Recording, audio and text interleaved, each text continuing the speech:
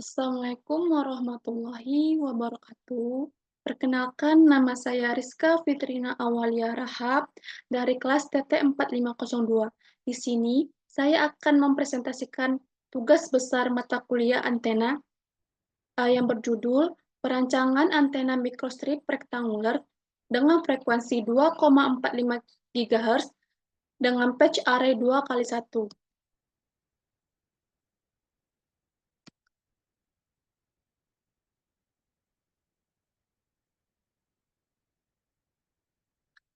Yang pertama ada pendahuluan, yang di mana telekomunikasi adalah salah satu bidang yang memiliki peranan penting pada abad ini.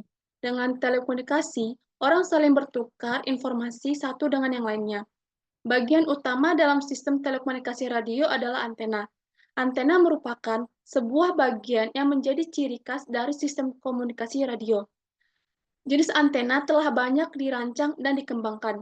Antena mikrostrip adalah salah satu jenis antena yang pengembangannya dimulai sejak tahun 1970-an dan hingga kini masih menjadi jenis antena yang terus dikembangkan. Antena juga berfungsi untuk mengirimkan gelombang radio dan menerima gelombang radio baik pada frekuensi yang sama atau di sebuah rentang frekuensi. Industri antena terus berkembang dan berbagai jenis antena telah diproduksi untuk memenuhi tuntunan teknologi telekomunikasi tanpa kabel atau wireless yang semakin maju.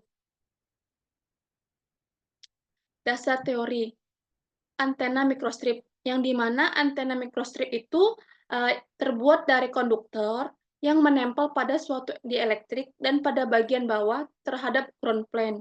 Pada umumnya dicetak pada PCB print circuit board. Percetakan antena pada PCB disebut juga etching. Berikut merupakan struktur antena mikrostrip.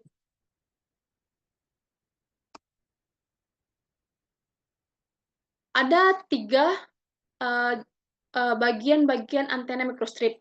Yang pertama itu ada conduction patch. Itu merupakan lapisan paling atas pada antena yang terbuat dari bahan konduktor. Lapisan ini sering dikenal dengan istilah patch. Fungsinya untuk meradiasikan gelombang elektromagnetik ke udara. Yang kedua, itu ada substrat dielektrik, yang dimana lapisan bagian tengah dari antena yang terbuat dari bahan dielektrik. Fungsinya untuk menyalurkan gelombang elektromagnetik dari catuan menuju patch. Dan yang terakhir ada ground plane, bagian terendah dari antena mikrostrip yang bertindak sebagai reflektor atau merefleksikan radiasi yang dihasilkan dari elemen peradiasi tersebut sehingga pola radiasi yang diinginkan dapat tercapai.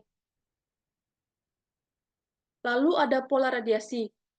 Pola radiasi atau radiation pattern suatu antena adalah pernyataan grafis yang menggambarkan sifat radiasi suatu antena pada medan jauh sebagai fungsi arah. Direktivitas gain dan direktivitas antena. Direktivitas gain itu satu gambaran penting dari suatu antena adalah seberapa besar antena mampu mengkonsentrasi energi pada satu arah yang diinginkan dibandingkan dengan radiasi pada arah yang lain. Karakteristik dari antena tersebut dinamakan direktivitas atau directivity dan power gain. Lalu ada direktivitas antena. Dilihat dari persamaannya, direktivitas merupakan perbandingan intensitas radiasi pada arah tertentu dibandingkan dengan intensitas radiasi pada arah tertentu dibandingkan dengan intensitas radiasi total. Namun, behavior terkait direktivitas adalah kemampuan antena untuk memusatkan energi ke arah tertentu dengan memancarkan dan menerima gelombang elektromagnetik. Di sini ada desain antena mikrostrip rektangular patch 2x1. Antena mikrostrip rektangular dirancang menggunakan CST Studio Suite 2019. Antena mikrostrip terdiri dari tiga bagian utama. Yang pertama ada patch, yang kedua ada substrat, dan yang terakhir ada ground plane. Substrat berfungsi menyalurkan gelombang elektromagnetik dari catuan ke area di bawah patch. ketebalan substrat mempengaruhi bandwidth yang dihasilkan. Semakin tebal substrat, semakin besar bandwidth yang dihasilkan. Nah, di samping ini ada desain antena microstrip perketang luar patch 2x1. Yang paling atas itu ada di bagian depannya, kemudian yang kedua dari samping, dan yang terakhir ada desain antena yang paling bawah. Lalu untuk hasil dan analisisnya sebelum optimasi, untuk dimensi ground itu dengan panjang 45, lebar 47, tinggi 0,0335, materialnya koper. Kemudian dimensinya dimensi substrat, panjang dan lebarnya tidak ada, sedangkan tingginya ada 1,6. Untuk materialnya ada VR4 lossy. Dimensi microstrip fit line untuk 50 ohm, panjangnya ada 14,12, lebarnya 4, tingginya tidak ada, materialnya memakai koper. Kemudian untuk dimensi patch, panjangnya 28, lebarnya 37, untuk tingginya tidak ada, materialnya menggunakan koper. Lalu di sini ada gambar return loss-nya, sehingga return loss-nya mendapatkan 0,736. Untuk VSWR-nya mendapatkan nilai 6,602. Kemudian untuk ada sini gambar polaradiasi untuk azimut dan elevasi. Ini adalah hasil dan analisis sebelum optimasi. Dan ini untuk gambar direktivitasnya. Kemudian ini sesudah optimasi. Dimensinya sama, ada ground plane, panjangnya 45, lebarnya 47, tingginya 0,0335 dengan material koper. Untuk dimensi substrat, panjangnya tidak ada, lebarnya tidak ada, untuk tingginya ada 1,6 dengan material FR4 lossy. Kemudian dimensi microstrip fit line dengan memakai 7,75 ohm dengan panjangnya ada 1,81, lebarnya 14,12, untuk tingginya tidak ada, materialnya koper. Untuk dimensi patch-nya radiusnya memakai nilai 14,12 dengan material memakai koper. Nah, untuk gambar sesudah optimasi, di sini ada mendapatkan nilai return loss-nya dengan nilai 0,915. Untuk nilai VSWR-nya ada 22,5688. Lalu di sini juga ada pola radiasi yang sesudah optimasi, ada gambar azimut dan elevasi. Kemudian juga di sini ada juga gambar direktivitas. Untuk studi kasusnya, pertanyaannya yang pertama itu ada seorang engineer ingin merancang sebuah point-to-point communication antara dua titik A dan B. Karena di antara kedua titik tersebut memiliki kontur yang berbukit, maka diperlukan sebuah relay pasif yang bersifat meneruskan gelombang tanpa proses penguatan daya pada relay tersebut. Relay tersebut terdiri dari satu buah antena menghadap ke A lalu dihubungkan menggunakan kabel ke antena lainnya yang menghadap ke B. Jika spesifikasi sistem secara keseluruhan adalah sebagai berikut. Gen antena A memiliki nilai 75 dBi, gen antena B dengan nilai 75 dBi, gen antena relay X dBi, redaman kabel A dan B 20 dB per 100 meter, redaman kabel relay 1,5 dB tetap. Sensitivitas B min 1110 dBm, fading margin 10 dB, frekuensinya lihat di tabel frekuensi. Nah, jika memperhitungkan faktor lengkungan bumi sebesar 4/3, maka rancanglah suatu antena relay dengan spesifikasi sesuai dengan fungsi di atas. Kemudian yang B itu tentukan tinggi antena pada relay untuk antena yang menghadap ke A dan B agar terjadi komunikasi line of sight. Untuk yang C, jika daya transmit pada A sebesar 40 watt, apakah daya yang diterima pada B akan sesuai dengan sensitivitas sistem yang diinginkan? Jika tidak sesuai, maka berapa daya minimal yang harus dikirimkan pada pemancar A? Untuk jawaban dari soal bagian B itu, tentukan tinggi antena pada relay untuk antena yang menghadap ke A dan B agar terjadi komunikasi line of sight. Maka rumusnya itu lambda sama dengan C per F, yang dimana C itu 3 kali 10 pangkat 8, frekuensinya 5,5 kali 10 pangkat 9, menghasilkan nilai 0,054. Nah, untuk mencari F-nya itu akar 9 kali 10 pangkat 3 kali 5 kali 10 pangkat 3 dikali 0,054. 0,054 ini nilai dari lambda per 14 kali 10 pangkat 3. Nah, untuk F-nya itu bernilai 13,1746 meter. Untuk H relay min-nya 125 tambah 13,1746.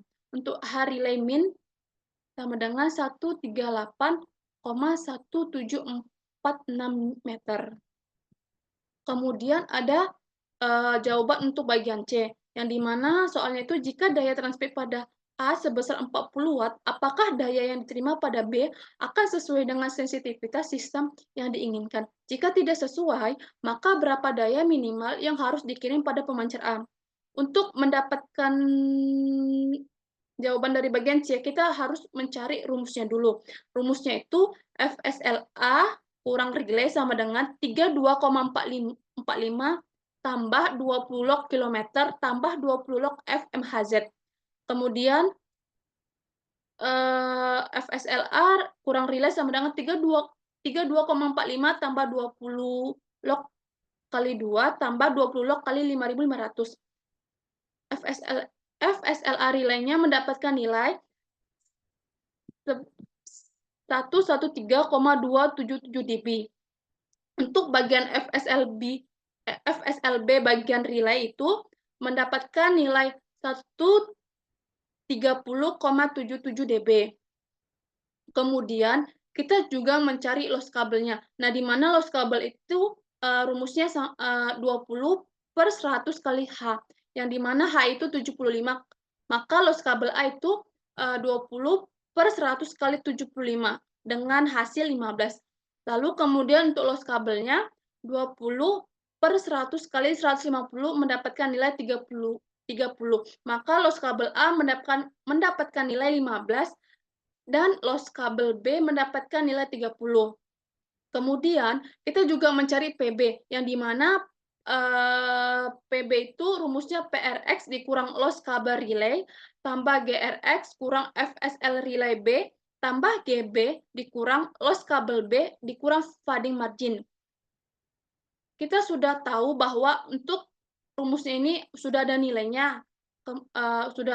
Sudah ada nilainya, maka PRX sama dengan 16,002 dikurang 15 tambah 75 dikurang 113,277 tambah GRX dikurang 1,5 dikurang 10.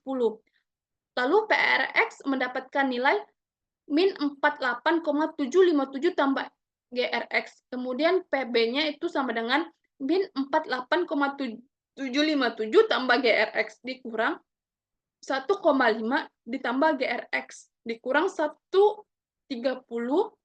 77 tambah 75 kurang 30 kurang 10. Maka nilai PB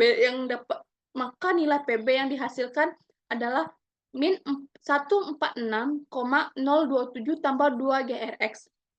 Kemudian kita juga mencari PTX DBW, yang dimana rumusnya itu 10 log PW.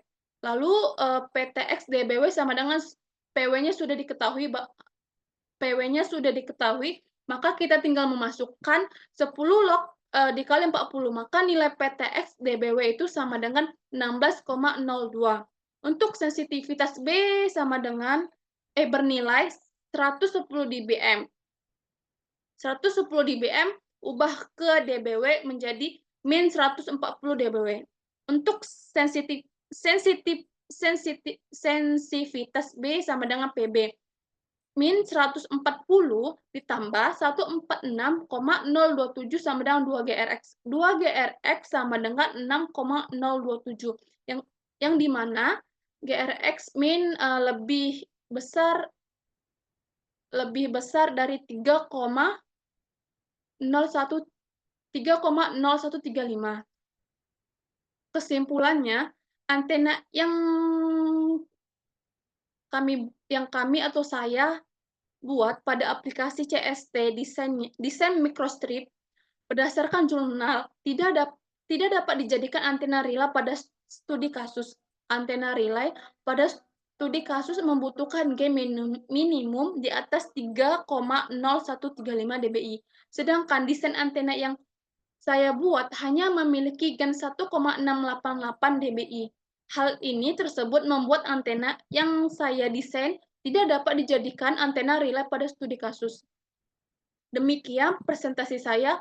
Mohon maaf atas kesalahan saya. Wabillahi taufiq wal hidayah. Wassalamualaikum warahmatullahi wabarakatuh.